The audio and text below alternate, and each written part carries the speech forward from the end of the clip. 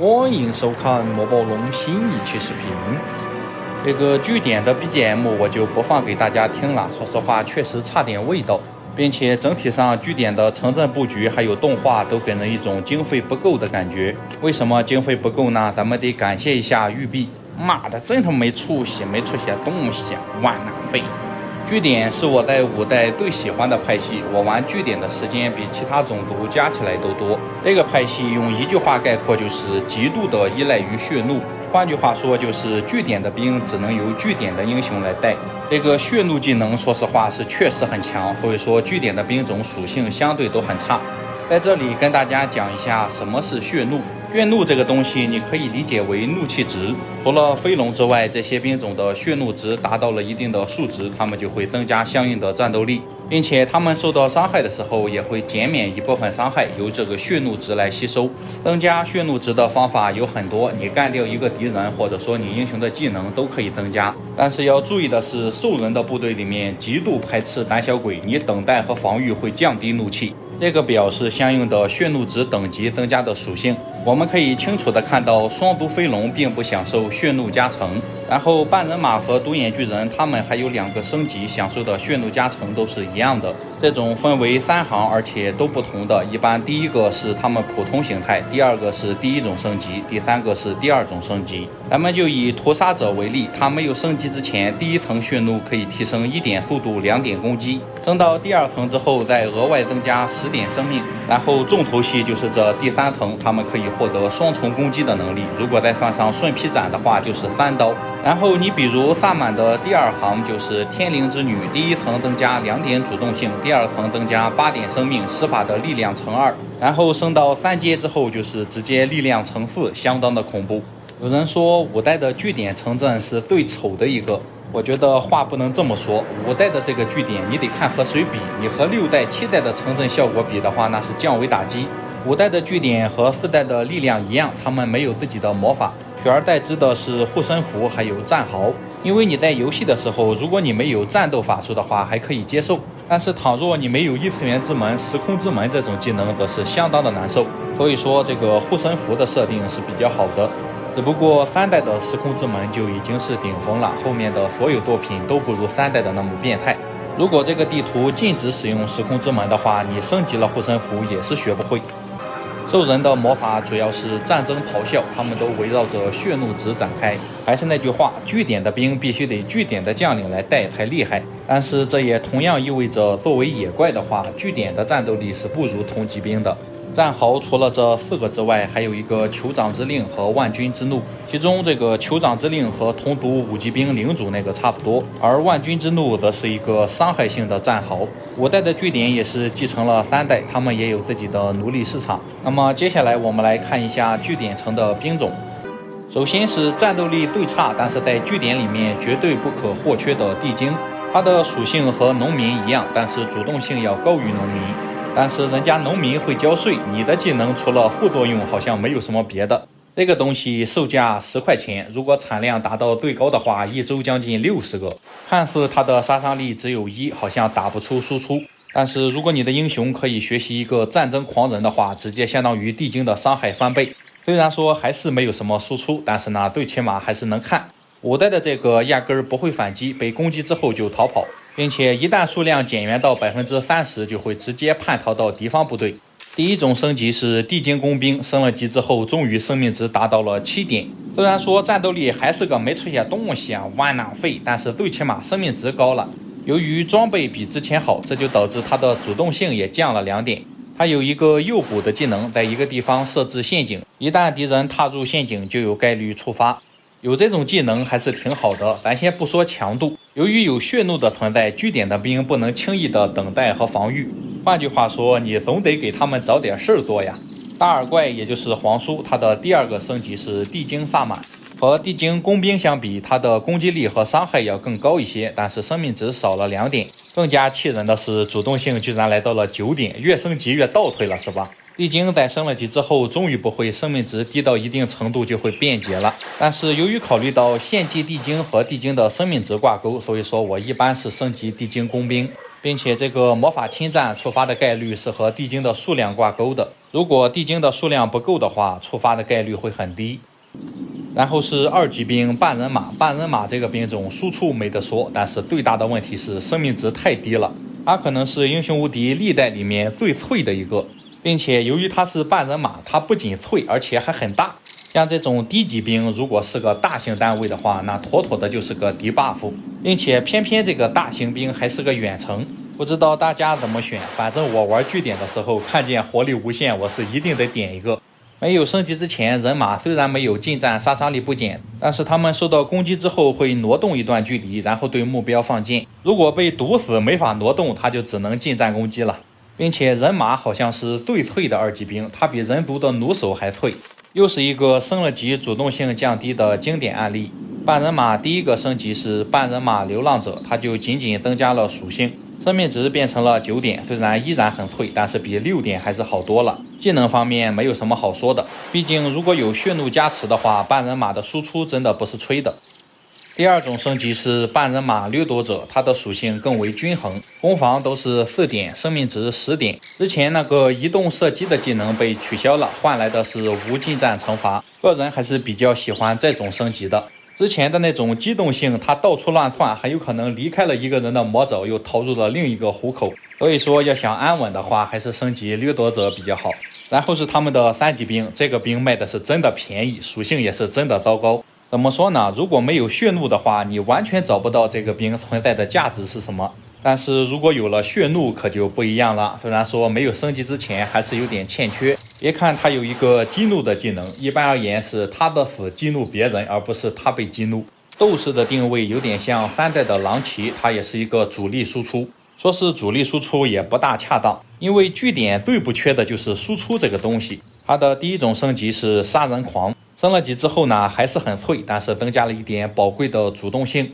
并且它也多了一个技能，那就是强袭。强袭这个技能很多兵种都有，就是在第1次攻击之后有机会对目标再来1次攻击。这个东西血怒值达到一定程度之后，再成功的触发2次攻击。一旦你的部队被大量的杀人狂盯上，而且成功的攻击到了2次，作为杀人狂而言，他的任务已经完成啦。但是这终归是美好的愿景，毕竟咱们在玩3代的时候，也不会让敌人的饿狼斗士成功的攻击到。杀人狂这个兵很脆，而且还要看脸，所以说我一般是不大喜欢升级。我一般是升级这个帅气的好战者，一看这个造型就给人一种很踏实的感觉，再一看属性确实也是非常的肉。在血怒达到一定等级之后，他们还会解锁无限反击。除此之外，他们的技能也是非常的多，有激怒，有暴怒之血，还有嘲讽，并且还有一个狂暴反击，就是他们反击的伤害是 1.5 倍。有句话说得好呀，你只有活着才能打出输出。当然呀，我还是那句话，作为一个新手而言，你看见哪个兵种帅，你升级哪个就行了，因为这不是什么硬性规定，大家按喜好来就好了。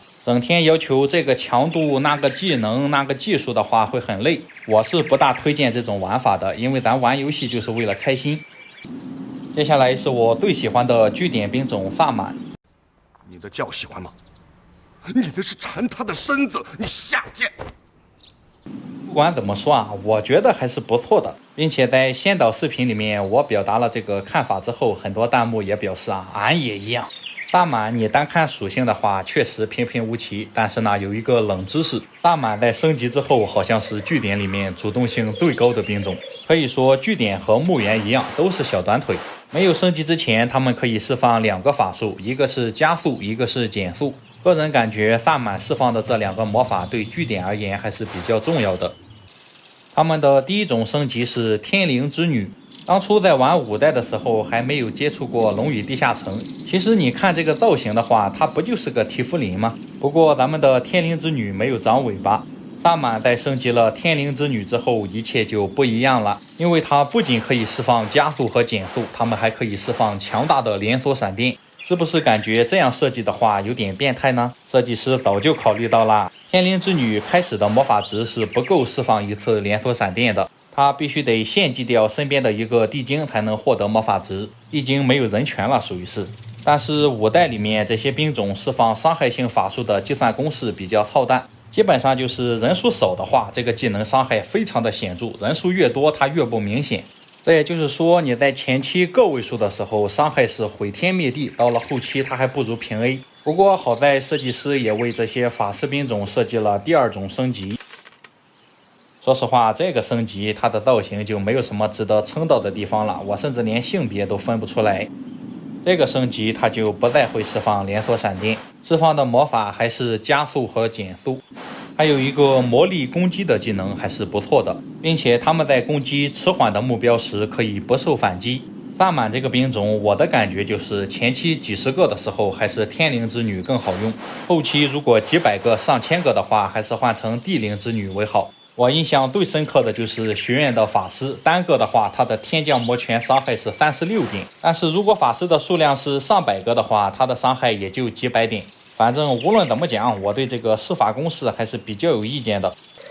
他们的5级兵是屠杀者，单看这个属性的话，你会好奇这真的是个5级兵吗？事实就是它不仅是，而且输出非常的爆炸。他没有升级之前就有顺劈斩这个技能，达到3级血怒之后就是每回合砍3刀。尽管看上去生命值比较少，但是它的产量很高，而且卖的也很便宜。前面的战狂只图一乐，真输出还得看咱的屠杀者，并且屠杀者的2种升级也都很有意思。第1种升级是一个全方位强化版的屠杀者，攻防、杀伤、生命值都是全方位的提升，最重要的是还提升了速度和主动性。相邻的敌方单位会降低3点士气，而且它还有一个3代牛头的技能。和屠杀者相比，他们战斗力更强，压迫感也更足。但是还是屠杀者的那个问题，即使是有血怒的加成，刽子手也是非常的脆。但是据点表示脆不要紧，我还有另外一种升级。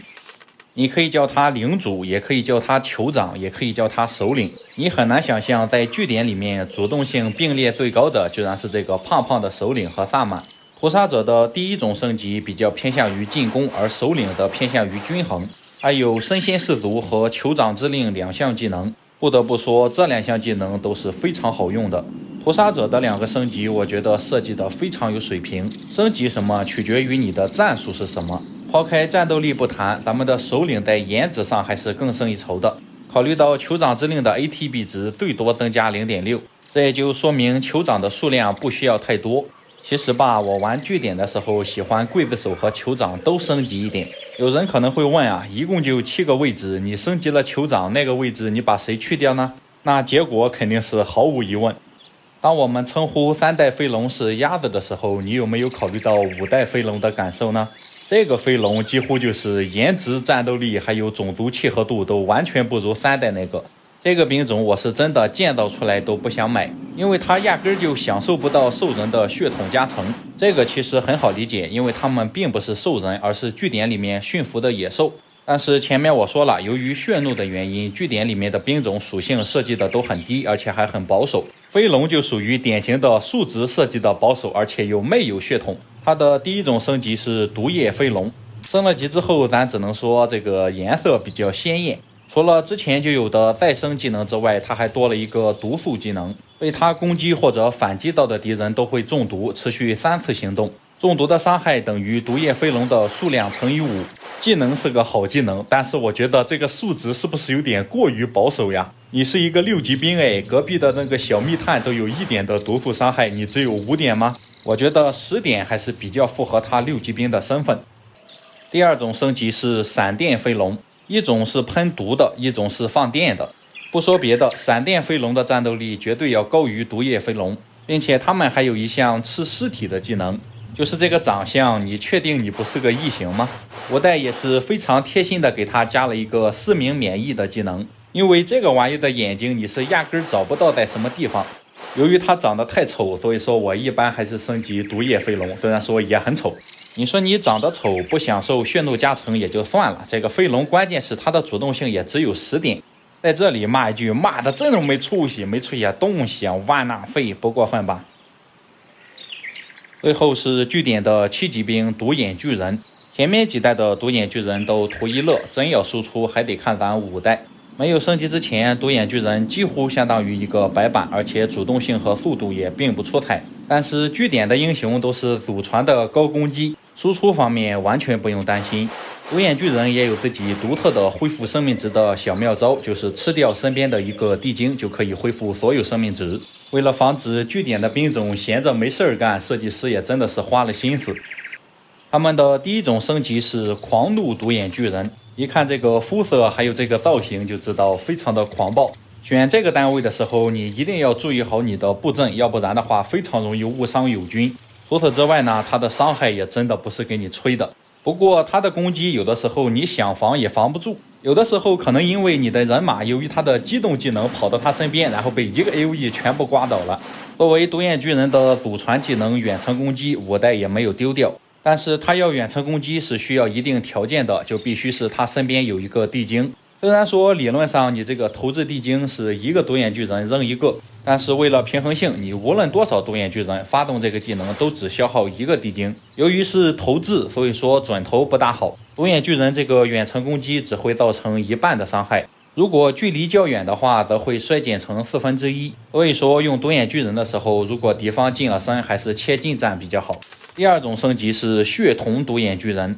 这位和前面那个相比，杀伤力降低了不少，但是提升了一点主动性，而且还提升了一点生命值。由于手里没有拿大棒，所以说他们也不会再造成 AoE 伤害。除此之外，吞噬地精、投掷地精的技能也没有放下。地精可真的是一个宝贵的战略资源，它可以被吃，可以被扔，也可以被献祭。它的近战攻击是从眼里射出激光，不仅拥有类似于龙息的攻击范围，而且还可以使目标降低3点幸运。别的不说，逼格这块可是拉得满满的。最后咱们来看一下据点的英雄，还是和上期视频一样，咱们只讲对战里面的8位。在这里还是忍不住想吐槽一下，5代的英雄数量是真的少。这位克拉开局的技能是初级进攻加初级狂怒，而且还有一个战争狂人。这个战争狂人就是可以提升你的部队1点杀伤力，就比如最早你的地精是1到1，学了之后就是2到2，直接翻倍了。这是一个玩近战攻击的，它的特长是粉碎者。如果你玩这个据点的时候喜欢配上强力打击砍的话，选择克拉准没错。但是能砍只是一部分，你全方位的强才是一个好英雄。第二位科尔汉，这是一个玩地精的，开局是初级血怒加初级领导。这样咱们定个小目标，点赞超过1万，下期更新森林。这位同志的特长比较有意思，尽管严格意义上他是一个兵种特，但是他并不可以提升地精的战斗力，取而代之的是每周都会增加英雄部队里面的地精数量。说他没用是不准确的，不过也大概如此。这位是我最喜欢用的据点将领，他就是大名鼎鼎的屠杀者特哥萨克，开局就是高级的血怒，并且他还带了一个强力打击。我在玩据点的时候比较喜欢使用屠杀者，那么这样有一个屠杀者特，我自然也是非常喜欢用。5代的兵种特和3代还是有点不大一样，他们初始就带着自己特长的兵种，加成方面也是不可同日而语，他们每升2级就可以提升特长兵种的1点攻防。哥萨克是个玩屠杀者的，接下来这个是玩斗士的，他叫做坦尔赛克，简称坦克。除了血怒之外，他还带了一个异魔之力的技能。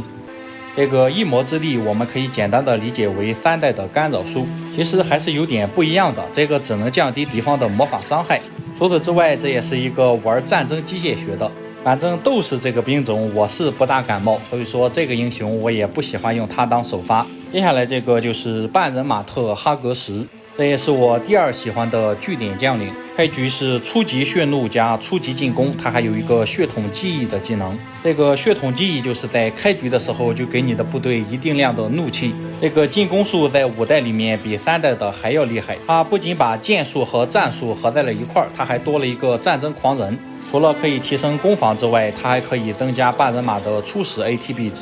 玩5代我最喜欢学的就是战争狂这个技能，咱别的不说，设计的是真的好。